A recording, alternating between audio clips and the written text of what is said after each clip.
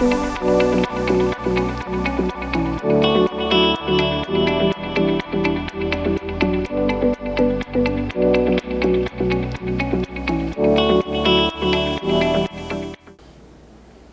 today's video, I'm going to talk about Freud's contribution to our understanding of personality. Now, so far in the series, I've talked about Sigmund Freud several times. Although many of his theories have been challenged and changed over the decades, his shadow still looms large within psychology. Many of his ideas have helped shape our understanding and influence the creation of other theories that came along later.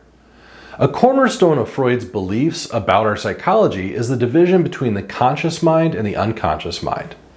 So basically, the things that we're aware of and in control of, and the things that we're not really fully aware of or in control of. Another central idea that Freud had was this belief that we have an inherent instinct to engage in pleasurable activities. He called this the libido, and I talked about it a lot when I covered Freud's beliefs on development. If you haven't watched that video, make sure you check it out because the stages of development that I talked about there are also influential in the development of a person's personality. The link for the video is included below. Essentially, Freud believed that a person's personality was composed of three different components. He called these components the id, the ego, and the superego. Freud believed the id was present at birth and was largely influenced by a person's libido, or their need to fulfill pleasureful urges. Because of this, the id is the part of our personality that operates on the pleasure principle. It basically wants what it wants when it wants it. As a baby grows and becomes a toddler and a child, they start to understand more and more that they can't always get what they want whenever they want it. They start to understand that there are rules and social norms and customs that need to be followed. Essentially what happens is they start to develop their superego. The superego is kind of like your moral compass.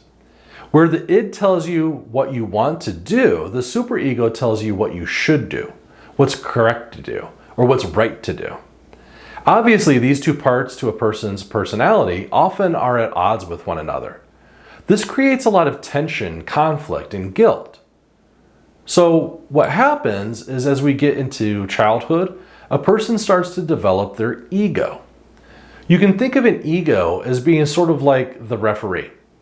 It tries to give the id what the id wants, but to do it in a way that kind of shuts up the superego. Put another way, the ego is the part of your personality that allows you to engage in pleasureful activities in a way that limits any kind of guilt, tension, or conflict. I like to think of it like those old school cartoons where you may have an angel on one shoulder and the devil on the other, and the devil's telling you to do something that you want to do, but you know is bad. Meanwhile, the angel is on the other shoulder telling you that it's bad and that you shouldn't do it. Well, in this case, the id is the devil and the superego is the angel. Freud believed most of a person's personality wasn't even something they were really fully aware of.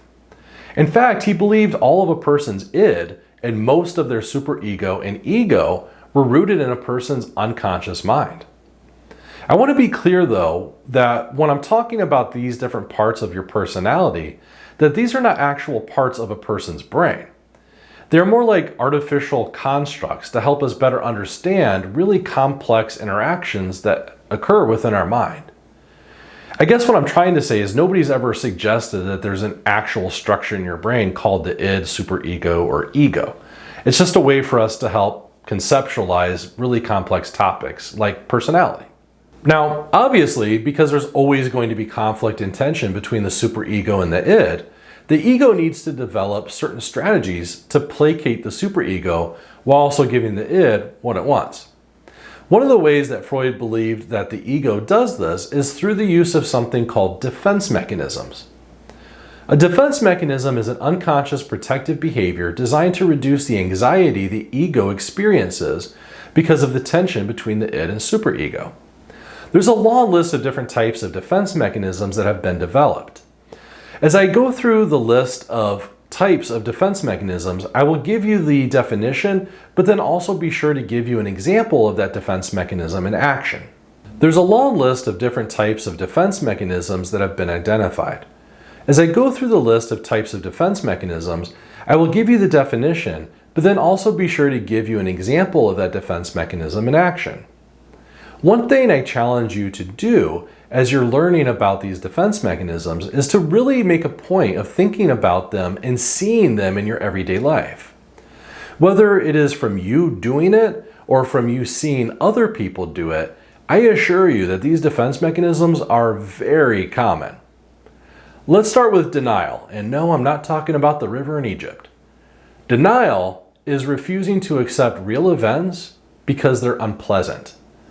A lot of times you see this with people that may be facing addiction, where somebody may be saying something like, I'm not an alcoholic, I can stop at any time.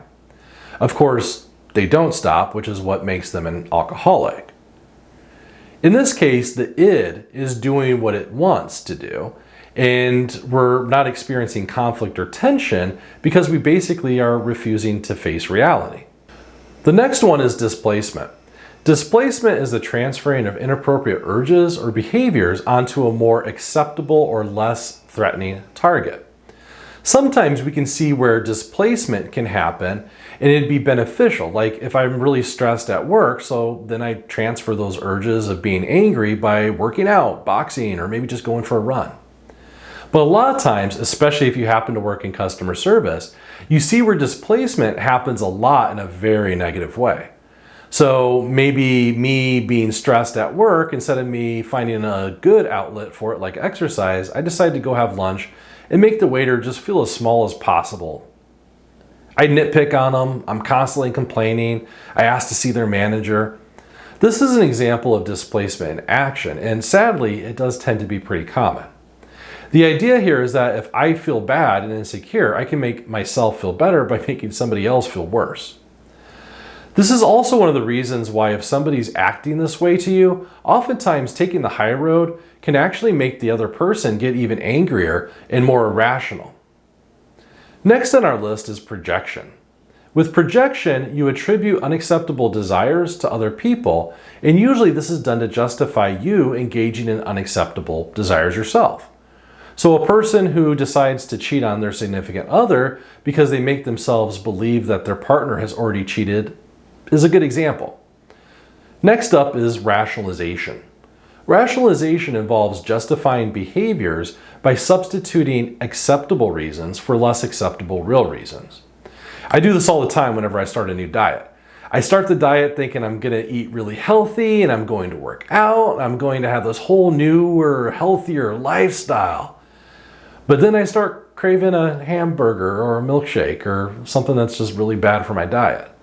I know eating that food is going to make me feel really guilty because I'm not following the diet. So I ease some of that guilt by saying something like, well, I had a really bad day and I deserve a treat. Of course, usually that only works to motivate you to engage in the behavior. And then as soon as you do, you start feeling guilty over doing so. Reaction formation involves reducing anxiety by adopting beliefs contrary to your own beliefs. Whenever I think of reaction formation, it makes me think of the classic example of maybe a little boy who is attracted to a young girl, but kind of like bullies or makes fun of her instead of telling her how he really feels. I often like to look at reaction formation as kind of like being passive aggressive or even sarcastic. Another example for me would be like if you don't like your boss, but the boss has always been telling you that if you have a problem, you can come to them with any kind of questions that you may have. So you decide to push the envelope a little bit on that and you go to your boss constantly with nonstop questions. The purpose isn't really to get an answer to a legitimate question that you have, but rather to annoy. Regression involves returning to coping strategies for less mature stages of life. Basically, what that means is going back, if you're an adult, to doing things that were more childlike. This is actually used sometimes in counseling. A therapist may have a patient use a coloring book, play with Legos or blocks, or even do a puzzle as a way of calming them down and managing stress, or even just to help a person open up to the therapist a little bit more.